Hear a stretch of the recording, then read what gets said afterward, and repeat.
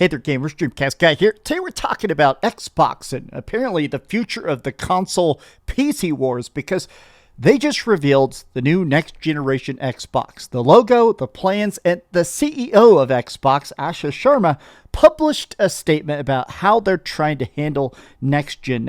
And I gotta admit that first and foremost, the name is Project Helix. I think this name is incredibly freaking stupid, but can you really have a name worse than Xbox Series X and Series S? Seriously, current gen already a complete dumpster fire. Just before anything else, can we just acknowledge the fact that this has been the generation that Xbox died? The just total sales of the Xbox console is so abysmally bad. I still can't believe they're releasing this system, even if they are claiming it publicly. But let's take a look at the reactions, the statements, and why this is just going to be definitely a wet fart. Hi, hope you're having a great day. If you could please give this video a like and subscribe if you haven't already. I got a big video coming out later today talking about Marathon. I've actually been playing Marathon since the servers went live, and I got to admit I'm enjoying it more than I thought. It has a steep learning curve, but I kind of get it. So let's take a look at this delicious 7-second video. Oh, it looks like a little DNA. Project Helix, the next generation of Xbox console. Now, something that really jumped out to me is this. Who says Xbox console?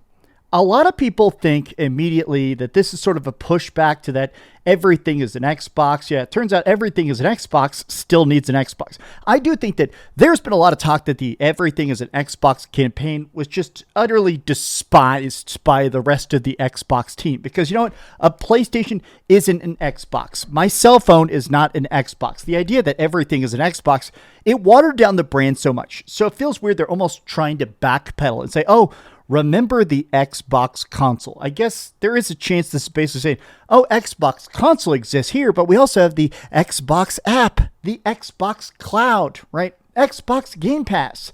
Now, Asha Sharma, this is the person that obviously just took charge of Xbox, well, about 2 weeks ago, right? So she's still very new to it. There's been a lot of people sort of discussing the idea that for the whole first year, Asha is going to be kind of just revealing what's already been in the works. I mean, understandably, right? She is not, suddenly in 2 weeks, suddenly she's rubber stamping everything. Clearly, she's probably sort of finishing off the final acts, the final marketing plans that were put in motion by Phil Spencer and Sarah Bond. Great start to the morning with Team Xbox, where we talked about our commitment to returning of Xbox, including Project Helix, the codename of our next generation console. Look at that.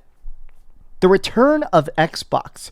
It is interesting that I've said in the past that I do feel like for a lot of people, the appeal in a way in the console wars of Team Xbox, it's that underdog story, right? It is interesting to kind of cheer them on. Rah, rah, rah. Maybe they'll actually catch up. But as they get further and further and further behind, as they have zero exclusives, zero award-winning games, zero reason to even care about the console. Yay, another Starfield patch, right? It feels like they're trying to basically say, we want to make a return to an Xbox. Well, was it useless if we're being honest, right? Project Helix will lead in performance and play your Xbox and PC games. Looking forward to chatting about this more with our partners and studios at our first GDC next week. Now, Game Developers Conference is typically when there is some stuff that's shown to the public, but historically, this actually when a lot of consoles leak. The PlayStation 4 Pro, before the 4 Pro was actually revealed, this is actually how it initially got leaked. As people were seeing it, they basically were having these like closed-door meetings showing developers, hey, here's the system we need you to hit, right? Here's the new specifications, the new guidelines to PlayStation. I think there is a chance that they're going to be showing the same sort of thing coming up here next week, showing game developers how it is that you make this work. Now, first and foremost, I really have to say, I don't understand the profitability of this. Like, I just don't get how this thing is going to work, right? Your PC is not making money off the Steam games. It's making money off you buying the parts, right? That's what makes the PC profitable. There's a freaking company that's selling you the graphics card and the case and the cooling and stuff like that, right? It's not making money off Steam. So Steam makes their money by selling games. This just genuinely at a baseline, I wonder how this is going to work. How you make a PC that doesn't really play Xbox or PlayStation games. Because that's sort of how this feels, right? I just feel like, what if I did get this Xbox console, console in quotes, but only bought stuff through Steam. Doesn't that just lose the money? Or what if I even bought my Xbox games only through Steam? Would that mess things up for them? Would it basically give them less of a cut? The whole concept of this is so strange. I want to take a look at some of the replies here. Look at that. Hope their price point is good. The Series X is extremely hard to justify over the PS5 at a moment. Look at that. Excited to see the reveal. There's the Happy Grogu exclusives this time. I love this product. Okay, that's obviously the McDonald's meme, but I've noticed a lot of ambivalence, and a lot of people are just sort of meeting this with big question marks. This is Mr. Matty Plays. Obviously, this guy is host of one of the biggest Xbox podcasts, and over the last 5 years, he's been very vocal about the disappointments about Xbox not fighting back more. Like Xbox just capitulating perpetually. They're just not even trying whatsoever. Sort of unfortunate for Xbox that PlayStation pulled back on their plans for bringing their first-party games to PC. Now, I truly believe all the leaks that are happening this week, I think this is straight up Sony reacting to this. A lot of times, PlayStation, Nintendo, and Xbox, to some degree, this is publicly known, they communicate a bit behind the scenes. Oh, you're revealing your new console. Okay, we'll let you go first. Oh, you're trying to hit this release date. Just because they don't want to step on each other's toes, but also it just makes, in general, it kind of just makes them both more money, not to be constantly trying to steal each other's oxygen. I think straight up, they told them, hey, we're making this PC console hybrid, looking forward to working together. And Sony went, actually, we won't be working together. We're taking all our games off Steam. Maybe I'm being tinfoil hat there, but that's sort of how it feels like.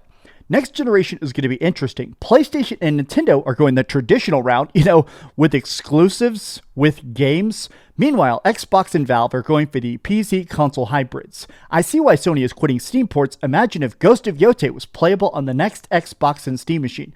This is just sort of an interesting vibe, right? Project Helix, I feel like, is coming in at a very strange time where this is the 25th anniversary of Xbox. Xbox now has existed for just shy of 3 decades. And in this time, it's grown, it's expanded, it's gone from a typical PC box practically to one of the biggest online platforms of all time, the rise of Xbox Live, the floundering of Xbox One and the Xbox Kinect filming your ball sack and counting your pubes, all the way up to the complete catastrophe of the Xbox Series X. Can Project Helix make a comeback? Absolutely not. But let's see exactly how they choose to fall on that sword. How do you feel about Project Helix? How do you feel about Marathon? I'm about to make a video about that as soon as I play a couple more hours of it. I love you very much. This is stupid. Thanks for watching. If you could, please give this video a like, subscribe if you haven't already, and please keep dreaming. Thanks so much for watching that video. If you want to see something else, you can always click this link to see what I put up last, or, subscribe and see what's coming up next. Also, I promise that whatever I do, it'll try not to suck.